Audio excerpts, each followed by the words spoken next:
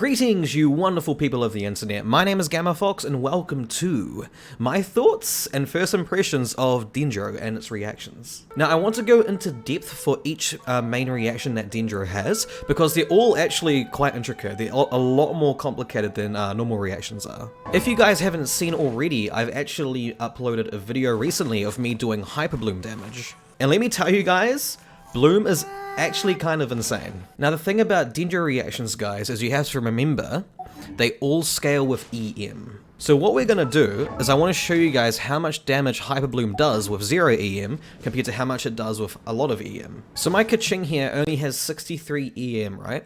Compared to my KUKI has a whopping 846 EM. And as you can see here, having 846 EM increases the damage of Bloom, Hyperbloom, and Burgeon by 475%. Now compare that to Kaching, who only gets 48%. So we've got our good friend Masanori here. I'm gonna try triggering Hyperbloom with Kaching first, then with KUKI, and we'll see the damage difference there. So we're gonna E with Lumine. Then we're gonna apply U. Okay, let's see how much this does. Speed of light. Okay, he blocks it. God freaking damn it. Okay, let's try this again. Don't blink. That is 5,813. So that's okay, nothing to scoff at. But now if we do it with KUKI, look how much this does. 23,000, ouchie, 300 damage. That's kind of insane. That is nutty. That's a huge increase. Now what makes Hyperbloom amazing is Bloom can create multiple of the little wee bomb things, right? So you can activate multiple of those at once. So like if I do it here, for example, right? I've got 2 here, activate them both, boom. 23,000 times 2 damage right there. And I can keep doing it. I can keep triggering this, look. It just keeps going. Look, I'm not even attacking. And look how much damage I did.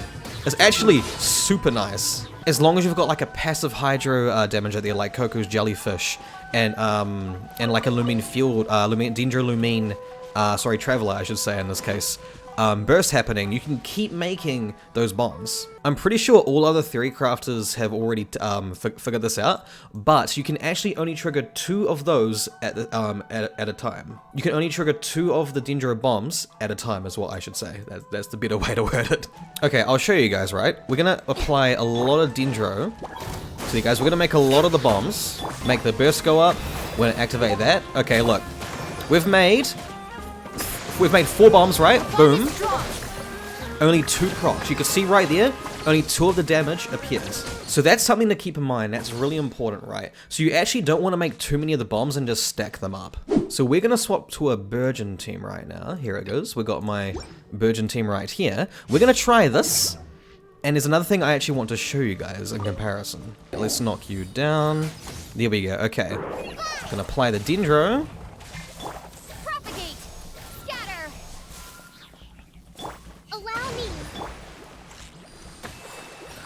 Okay, we got 2 blooms here. Activated both of them. We got 2 instances of Burgeon damage there that we couldn't see it, but we did see its HP bar go down. And the difference between Burgeon and Hyperbloom is Burgeon is actually AoE. It can hit multiple enemies at once. Okay, see? I've got 3 here. There's heaps of bombs. Boom. I only saw 1 instance of the damage, but you sure its HP bar is gone, right? That's another problem with testing this, is there's so many numbers happening at once, the game actually can't show it all, which is interesting. But through all the testing I've done, I've paid very close attention to the HP of bosses and such, right? And enemies, whatever I'm testing on. And they always lose the same amount of HP, no matter if I have 2 bombs triggered or if I have like 6 of them triggered. And I'm pretty sure theory crafters have said themselves that you can only trigger 2 bombs at once. Which is interesting, but also it also is understandable, because it'd be kind of broken if you could activate them all at once, because that's insanely good, especially considering how much damage I'm doing. And that's AoE too. I actually want to show that. Let's see how Burgeon does in a group of enemies. Let's try it now. Yeah, see? They all took 2 14k damages there from Burgeon. That's really good, holy shit. But I do want to add my Yanfei has 363 EM, okay guys? She does in fact have an elemental sans. Now if I switch this back to an attack sans, I'm sorry? Well really, that guy, are you serious? See, on a character like Yanfei, it's important to remember that she is a main DPS, so you lose that you lose her personal damage for elemental reaction damage, so it's important to find a sweet spot. Except with a character like KUKI Shinobu, it really doesn't matter because she just wants to stack EM. Because she just has her E out on the field, she triggers all the bombs. That's why Hyperbloom KUKI is absolutely amazing. I actually think Hyperbloom makes her freaking amazing. Okay, boom. 14,185 damage, right? That's with an EM Sans. Now if we do that with an attack Sans, we go down to 197 EM. Yanfei's personal damage goes up, but she does lose reaction damage. Okay, so let's try this now. We're gonna apply that on you, we're gonna make a bloom, and then we're gonna attack this. Okay, 9,971, so that's about 5,000 less damage or so. So when we E with Yanfei, she does 14,000 crit E's. So let's go back to what we had before. We had the EM Sans on, so we're gonna get a big 5,000-ish damage boost to our Burgeon damage. So let's see how much more damage our crit E's do. 11,000. So that's how much less I should say. That is 11,000, so that's 3,000 less personal damage for her, right? Or that, and roughly, right? But she gets more Burgeon damage, which is AoE, mind you. So in a way, you could argue that having an EM Sans for a Burgeon Yanfei comp is viable. Or optimal, you could say. So these are things we're just going to have to figure out gradually as we play the game and learn more about Dendro as an element. I think having an EM Sans instead of like an attack Sans or HP, however your scaling is probably going to be the most optimal in regards to bloom reactions. Now my KUKI is absolutely nuts, right? She has nearly 900 EM with double Dendro. I think a good way to end this video is to show you guys how much potential Hyperbloom can do, especially with KUKI, because it's actually perfect for KUKI. Because KUKI, her E, she's off field when she does that, right? So while I'm like activating Hydro Swords of Xingqiu or anyone else, or applying Dendro of these characters, that's constantly going to be popping the Dendro bombs, right? She's constantly going to be triggering the Hyperblooms. It's so perfect for her. So let's see this in action. Let's see how we do here. So we've got big, strong, tanky enemies to work with too, which is perfect. So okay, we've got Xingqiu's Burst online. We're going to use this. We're going to use this. And now, while we're attacking, we're making the blooms. We're going to EF KUKI. Look at that, 25,000. We're also getting some quick in there. Wait, look at that damage. Look at that damage. Look, it's dead.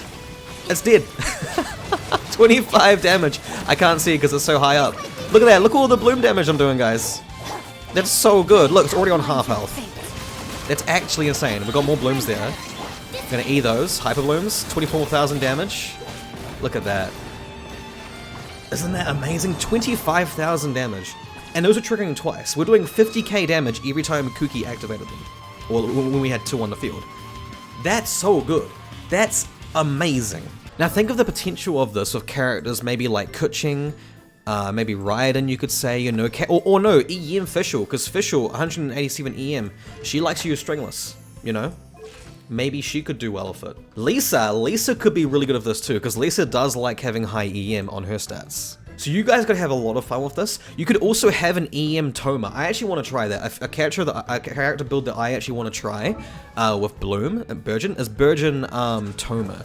Because Burgeon Toma, you can have a shield with him, right? You could go like energy recharge, HP, and EM, right? So split scaling, but you're getting best of both worlds. You're getting his burst up often, which applies pyro, by the way. So that pyro application is going to make the bombs explode. It's not his personal damage that matters, it's the fact that if he can consistently trigger those bombs or not. Wait, I just thought of something. Yeah? So enemies can also do reactions to you too, right? Does that mean you can get hyperbloomed by enemies? Yeah. Can they blow up your seeds? Yeah. Oh shit. Enemies can actually blow up your seeds. Oh shit. That's huge. Because that can get you killed, but it can also ruin your tempo. It can ruin your damage and your reactions because it's stealing what you're trying to do. That's pretty important actually. But yeah, I'm really excited, guys. I really love Dendro Reactions. They are so much fun. When I found out how crazy Hyperbloom KUKI is, I was so happy because I invested a lot into my KUKI. She is Thundering Fury 2, by the way, which gives Hyperbloom 40% extra damage. That's why she hit so hard with it. It's so good, guys. It's so good. I highly recommend this. Anyways, guys, that is my thoughts and analysis of the Bloom reaction for Dendro. I will make a video for Catalyze as well, so I hope you guys look forward to that. But anyways, let me know what you guys think of this reaction. Are you going to have fun with it? Are you going to try a Toma Burgeon? Are you going to grow your KUKI now, mayhaps? Because holy crap, it's so much fun. This is why I love this game. I am so happy Dendro is so much fun. There's so many layers of complexity to the reactions too. But anyways, guys, thank you so much for watching, and I'll see you all next time.